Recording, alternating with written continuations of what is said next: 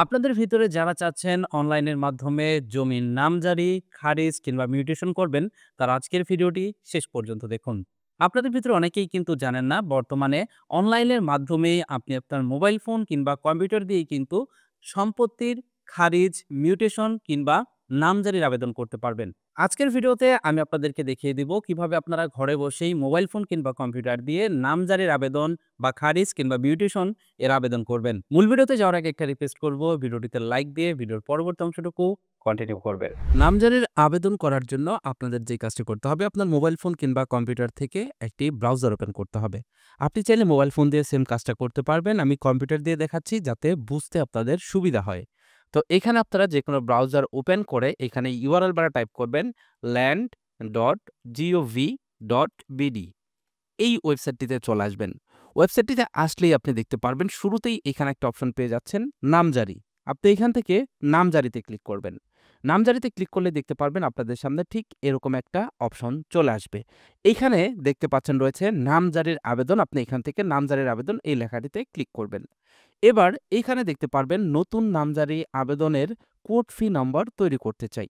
যেহেতু আপনি নতুন আবেদন করছেন তাই এখানে আপনাকে ৳২০ মোবাইল ব্যাংকিং সার্ভিসের মাধ্যমে পেমেন্ট করে এখানে কিন্তু একটা কোড ফি নম্বর তৈরি করতে হবে। আর কোড ফি নম্বর তৈরি করার জন্য এই অপশনটিতে ক্লিক করবেন।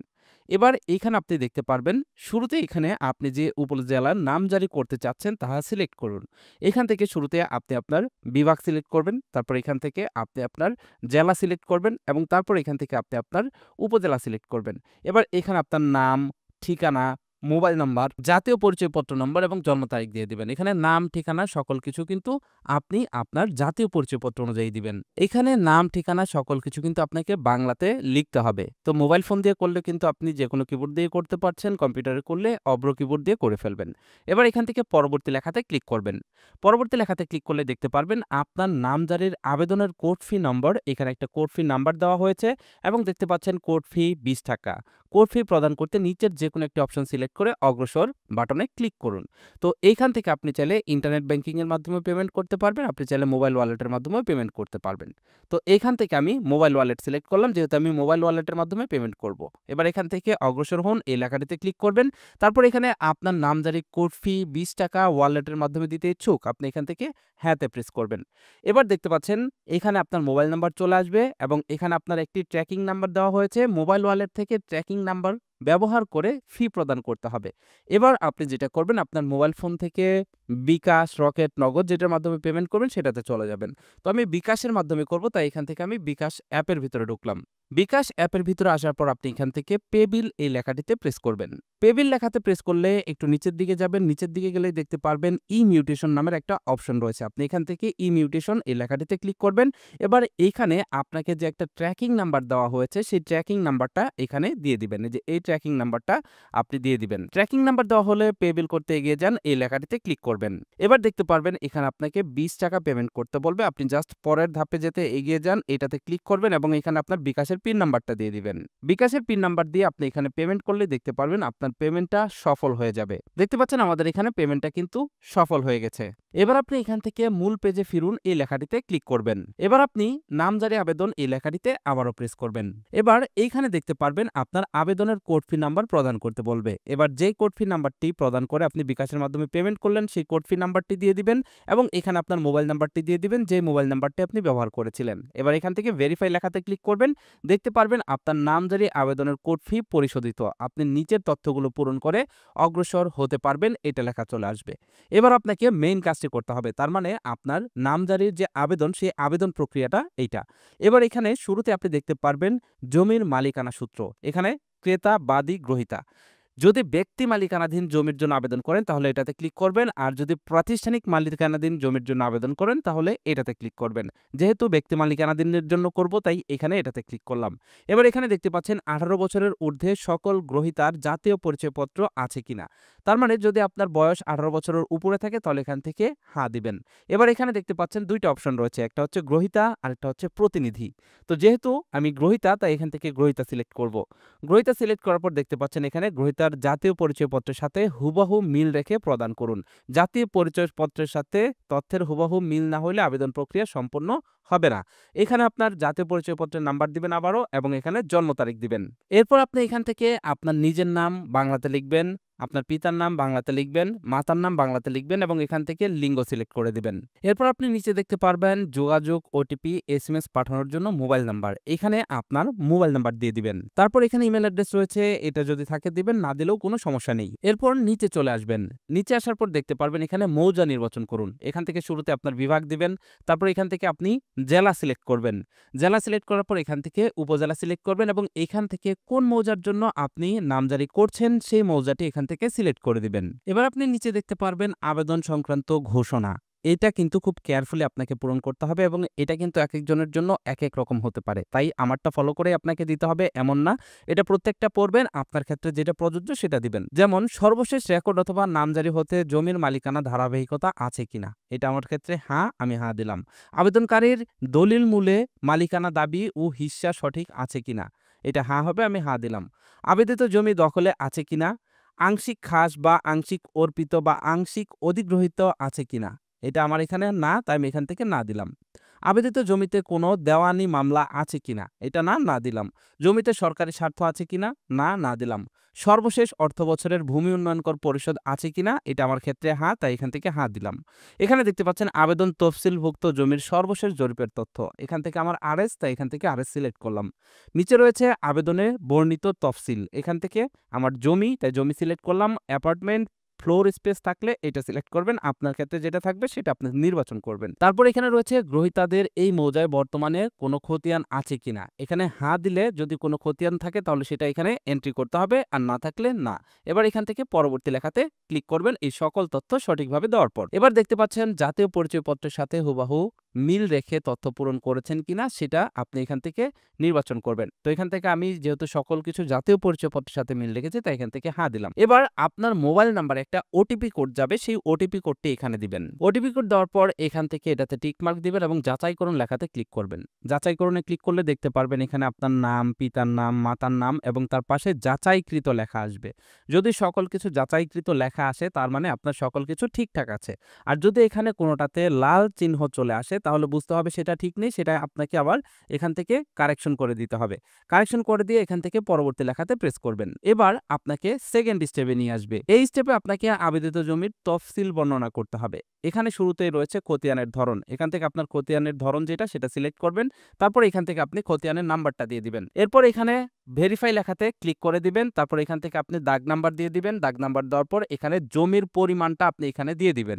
এখানে আপনার জমির পরিমাণটা কিন্তু একরে উল্লেখ করতে হবে। যদি শতকে থাকে তাহলে সেটাকে কনভার্ট করে এখানে একরে কিন্তু উল্লেখ করতে হবে। তো আমি এখানে জমির পরিমাণ দিয়েছি। এবার এখানে আপনার দলিল নাম্বারটা দিয়ে দিবেন। দলিল নাম্বার দেওয়া হয়ে গেলে এখানে আপনার দলিলের তারিখটা দিয়ে দিবেন। কত তারিখে আপনার দলিলটা সম্পাদিত হয়েছে সেই দলিলের তারিখটা এখানে দিয়ে দিবেন। এরপর এখানে দেখতে পাচ্ছেন রয়েছে জেলা। এখান থেকে আপনার জেলা সিলেক্ট করবেন এবং এখানে সাব রেজিস্ট্রি অফিসের নাম পেয়ে যাবেন। এখান থেকে আপনার যে উপজেলা সাব রেজিস্ট্রি অফিস রয়েছে সেটা এখান থেকে নির্বাচন করে দিবেন। নিচে দেখতে পাচ্ছেন এখানে আরো দলিল সংযুক্ত করুন, আরো দাগ সংযুক্ত করুন এবং তার নিচে রয়েছে আরো খতিয়ান সংযুক্ত করুন। আপনি চাইলে আরো দলিল সংযুক্ত করতে পারবেন এই অপশনের মাধ্যমে। আপনি চাইলে আরো দাগ নাম্বার এখানে অ্যাড করতে পারবেন। আপনি চাইলে আরো খতিয়ান এখানে অ্যাড করতে পারবেন। আমার প্রয়োজন নেই, তাই আমি করছি না। এবার নিচের দিকে আসবেন। নিচের দিকে আসলে এখানে বাদী গ্রহীতার তথ্য এখানে দেখতে পারবেন। আপনার সকল তথ্য এখানে অটোমেটিক্যালি দেওয়া থাকবে। আপনি জাস্ট এখান থেকে আপনার জেলাটা নির্বাচন করবেন, উপজেলা নির্বাচন করবেন এবং এখানে আপনার ঠিকানাটা দিয়ে দিবেন। এরপর আপনি এখানে ছবি সংযুক্ত করুন। এই লেখাটিতে ক্লিক করে আপনার একটি ছবি এখানে অ্যাড করে দিবেন। তো এইখানে আমি আমার ছবি অ্যাড করে দিয়েছি।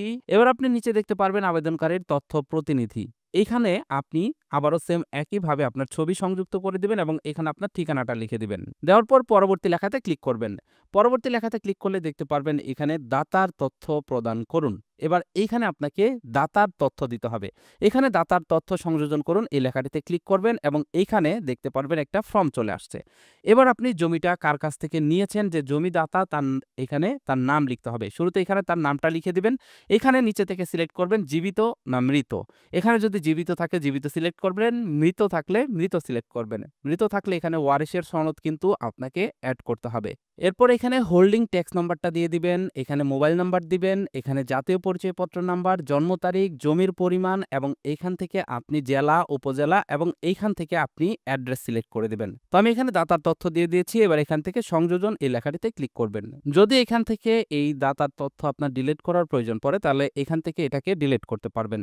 এবার এইখানে আপনাকে প্রয়োজনীয় কাগজপত্র সংযুক্ত করতে হবে, তার মানে অ্যাটাচমেন্ট করতে হবে। এখানে কাগজপত্র অ্যাড করার আগে আপনাদের একটা বিষয় মাথায় রাখতে হবে, সেটা হলো আপনি এখানে যে কাগজপত্রগুলো অ্যাড করবেন সেটা অবশ্যই পিডিএফ ফরম্যাটের হতে হবে, অন্য কোনো ফরম্যাটের ফাইল আপলোড করা যাবে না। পিডিএফ ফাইল সাইজ অবশ্যই সর্বোচ্চ পেজের সংখ্যা 1.25 এমবি হতে হবে এবং অবশ্যই 25 এমবির মধ্যে হতে হবে। এবার এখানে দেখতে পাচ্ছেন প্রয়োজনীয় কি কি কাগজপত্র আপনার এখানে অ্যাটাচ করতে হবে। সর্বপ্রথম আপনার প্রয়োজন পড়বে মূল দলিলের স্ক্যান কপি। এখানে আপনার দলিল নাম্বারটাও লেখা থাকবে, কোন দলিলের স্ক্যান কপি আপনাকে এখানে অ্যাটাচ করতে হবে। তারপরে এখানে খতিয়ানের স্ক্যান কপিটা আপনাকে অ্যাটাচ করতে হবে। জমির চৌহদ্দি সহ হাত নকশা এটা আপনাকে এখানে সংযুক্ত করতে হবে এবং অন্যান্য ডকুমেন্ট যদি আপনি এখানে সংযুক্ত করতে চান তাহলে এখান থেকে সেটাকে সংযোজন করে নেবেন। সংযোজন হয়ে গেলে এখান থেকে টিক মার্কে প্রেস করবেন এবং এইখান থেকে চাইলে আপনি খসড়া সংরক্ষণ করতে পারবেন, আপনি চাইলে ডিরেক্ট আবেদনটা সাবমিট করতে পারবেন। অনেকেই আছে যে খসড়া রেডি করে রাখে, পরবর্তীতে জাস্ট পেমেন্ট করে আবেদনটা সাবমিট করে দেয়। তো এই ক্ষেত্রে যদি আপনি এখানে খসড়া করে রাখেন তাহলে কিন্তু সর্বোচ্চ 7 দিন পর্যন্ত সেটা সিস্টেমের ভিতরে থাকবে। তো আমার এখানে সকল ফাইল আপলোড করা হয়ে গেছে। এবার জাস্ট এখান থেকে আবেদন দাখিল করুন এই লেখাটিতে ক্লিক করবেন এবং এখান থেকে আপনি হাতে প্রেস করবেন। দেখতে পারবেন এবার এখানে আপনার আবেদনের ট্র্যাকিং নাম্বারটা চলে আসছে। এবার সেম একইভাবে আপনি এখানে দেখতে পাচ্ছেন নোটিশ জারির জন্য এবার আপনাকে 50 টাকা পেমেন্ট করতে হবে। তার মানে আপনি যদি নোটিশ জারি করতে চান তাহলে এখান থেকে 50 টাকা আপনাকে পেমেন্ট করতে হবে এবং তার জন্য এখান থেকে আবারও সেম একইভাবে মোবাইল ওয়ালেটে ক্লিক করে আপনি এখান থেকে অগ্রসর হন এই লেখাটিতে ক্লিক করবেন এবং এখান থেকে হাতে প্রেস করবেন। সেম একইভাবে এখানে যে ট্র্যাকিং নাম্বারটা রয়েছে এই ট্র্যাকিং নাম্বারটা ব্যবহার করে আপনি চলে যাবেন মোবাইল ব্যাংকিং সার্ভিস বিকাশ অথবা নগদ অথবা রকেটে, সেখানে গিয়ে যেভাবে এর আগেরবার পেমেন্ট করেছেন সেম একইভাবে পে বিল অপশন থেকে আপনি মিউটেশনের জন্য এখান থেকে এই নাম্বারটি ব্যবহার করে পেমেন্ট করে দিবেন 50 টাকা। ওকে, তো এবার আপনি যখন এখানে এই ট্র্যাকিং নাম্বারটি ব্যবহার করে পেমেন্ট করবেন তখন কিন্তু এই জায়গাটিতে আবেদন প্রিন্টের পাশাপাশি এখানে কিন্তু মানি রিসিপ্ট ডাউনলোড করার একটা অপশন পাবেন। আপনি আপনার কম্পিউটার থেকে যদি আবেদন করে থাকেন তাহলে সেটাকে সরাসরি প্রিন্ট করে নেবেন যদি আপনার প্রিন্টার থাকে, আর যদি আপনার প্রিন্টার না থাকে তাহলে ডাউনলোড করে বাইরের যে কোনো একটা কম্পিউটারের দোকানে গিয়ে আবেদনপত্র এবং মানি রিসিপ্ট এই দুইটাই আপনি প্রিন্ট করে নেবেন। প্রিন্ট করা হয়ে গেলে এবার আপনার কাজ শেষ। এবার আপনাকে অপেক্ষা করতে হবে। আপনাকে সর্বোচ্চ 28 দিন পর্যন্ত অপেক্ষা করতে হবে। 28 দিনের ভিতরে আপনাকে একটা মেসেজ দেওয়া হবে। মেসেজের ভিতরে আপনার শুনানির ডেটটা দেওয়া হবে। যেদিন আপনার শুনানির ডেট থাকবে সেদিন আপনি শুনানির জন্য চলে যাবেন আপনার উপজেলা ভূমি অফিসে। সাধারণত এটা উপজেলা ভূমি অফিসে হয়ে থাকে। আপনি সেই উপজেলা ভূমি অফিসে চলে যাবেন। শুনানির দিন যাওয়ার সময় আপনাকে এখানে আরো কিছু ডকুমেন্ট নিয়ে যেতে হবে। প্রথমত হলো আপনি যে মানি রিসিপ্টটা প্রিন্ট করলেন এবং যে আবেদনপত্রের কপিটা প্রিন্ট করলেন এই দুইটা আপনাকে নিতে হবে। তার সাথে আপনাকে নিতে হবে মূল দলিলের রঙিন ফটোকপি, খতিয়ানের ফটোকপি, আবেদন কপি, পেমেন্ট রসিদের কপি যেটা অলরেডি বলেছি এবং ভূমির হাত নকশা। এই ডকুমেন্টগুলো নিয়ে আপনি শুনানির দিন চলে যাবেন আপনার উপজেলা ভূমি অফিসে। উপজেলা ভূমি অফিসে গিয়ে আপনি শুনানিতে অংশগ্রহণ করবেন। কর্তৃপক্ষ যদি সকল কিছু বিচার বিশ্লেষণ করে সকল ডকুমেন্ট দেখে যদি তারা মনে করে যে এটা মঞ্জুরি করা যাবে তাহলে তারা এটাকে মঞ্জুর করে দেবে। যখন আপনার আবেদনটা মঞ্জুর হয়ে যাবে তখন আপনার খতিয়ান রেডি হবে। তো মঞ্জুর হয়ে গেলে আপনাকে কিন্তু এই ওয়েবসাইটটির মাধ্যমে আবারও এসে পেমেন্ট করতে হবে। আপনি যে ট্র্যাকিং নাম্বারটা পাবেন সেই ট্র্যাকিং নাম্বার দিয়ে আবেদনের সর্বশেষ অবস্থা এটাতে ক্লিক করে আপনি কিন্তু এখানে ট্র্যাকিং নাম্বার দিয়ে দেখতে পারবেন যে আপনার আবেদনটা কোন পর্যায়ে রয়েছে এবং এইখানে এই ওয়েবসাইটের মাধ্যমে কিন্তু আপনাকে 1100 টাকা পেমেন্ট করতে হবে। পেমেন্ট করলে আপনি কিছুদিনের ভিতরেই আপনার খতিয়ানের সার্টিফাইড কপিটা পেয়ে যাবেন। এটাই ছিল আজকের ভিডিও। আশা করছি ভিডিওটি দেখে নিজেই নিজের জন্য নামজারির আবেদন করে ফেলতে পারবেন অনলাইনের মাধ্যমে। আজকের ভিডিওটি কেমন লাগলো কমেন্ট করে জানাবেন। সেই সাথে ভিডিওটি সম্পর্কে কোনো কিছু জানতে চাইলে সেটাও কমেন্ট করে জানিয়ে যাবেন। ভিডিওটি ভালো লাগলে লাইক দিবেন এবং বন্ধুদের মাঝে শেয়ার করবেন। That's it for now. Take care. Bye by.